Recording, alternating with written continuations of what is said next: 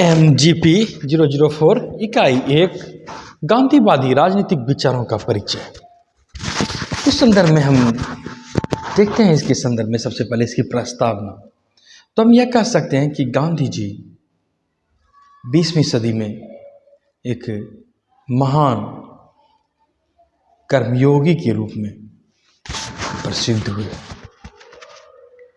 और उनकी रचनाएं न केवल राजनीतिक कार्यकलापों में दिखी, बल्कि सामाजिक आर्थिक जगत में भी एक महत्वपूर्ण स्तंभ के रूप में उभरी और एक विद्वान हुए बोडुरेंट।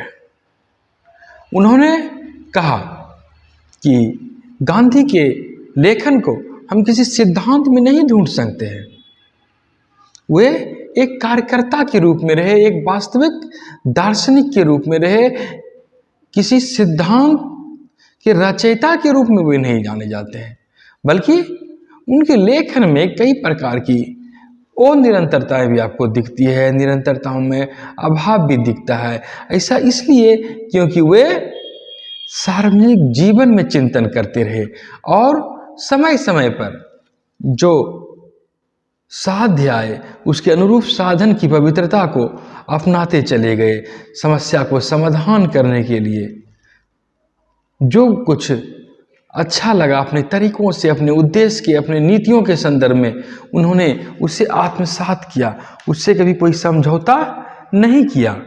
और उन्होंने जो सिद्धांत दिए, गांधीवाद जैसी कोई बातें उन्होंने नहीं चलाई, लेकिन उन्होंने यह भी कहा था कि मैं कोई गांधीवादी नीति नहीं चला रहा हूँ, कोई मैं सिद्धांत नहीं दे रहा हूँ। और उनकी जीवन काल में संपूर्ण ग्रंथों की यदि रचना की बात करें तो उन्होंने सबसे महत्वपूर्ण उनकी कृति ऑटोबायोग्राफी है।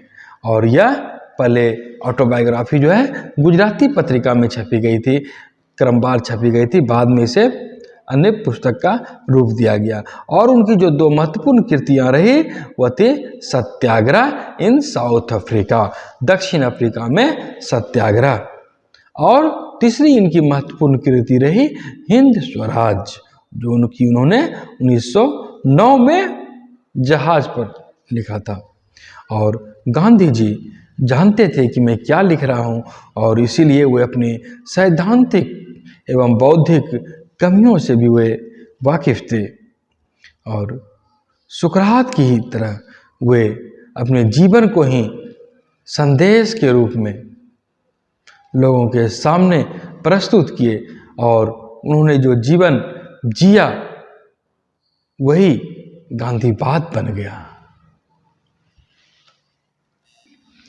उन्होंने इच्छा व्यक्त की थी कि मेरी मृत्यु के बाद मेरी कृति को भी दफना दिया जाए, क्योंकि मैंने जो कर्म किए यही जीवित रहेंगे, यही जिंदा रहेंगे, और जो मैंने कहा, जो मैंने लिखा, इसका महत्व नहीं रह जाएगा।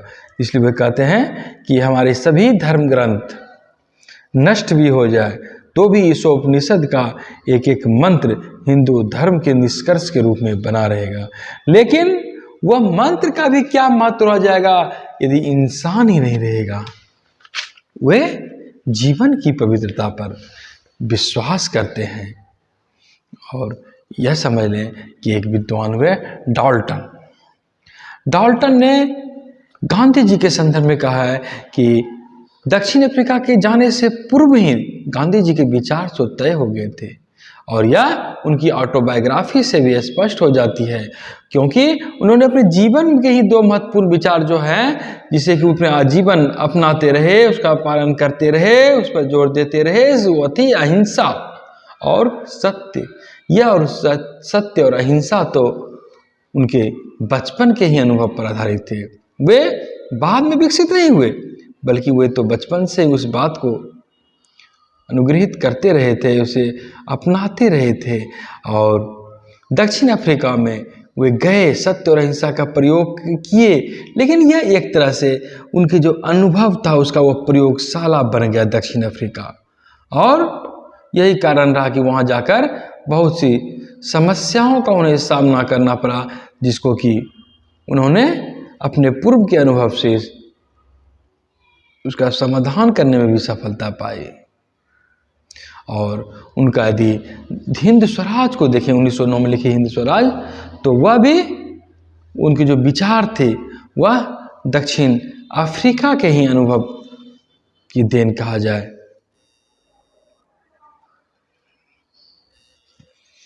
हिंद स्वराज के माध्यम से वे जो अराजकतावादी होते हैं उन्हें जो हिंसा करते हैं उसका एक विकल्प वे देते हैं, और ये विकल्प वे सत्याग्रह के अपने पूर्व के अनुभव से लेते हैं।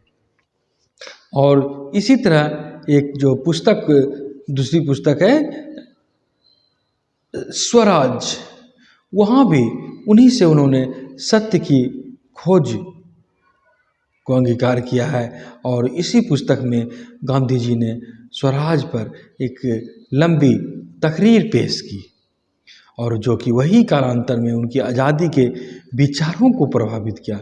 हिंद स्वराज गांधी के विचारों की पद्धति और उनके विचारों का जो प्रमुख लक्ष्य था सत्याग्रह, और स्वराज उसकी एक तरह से प्रस्तुति के रूप में दिखती है।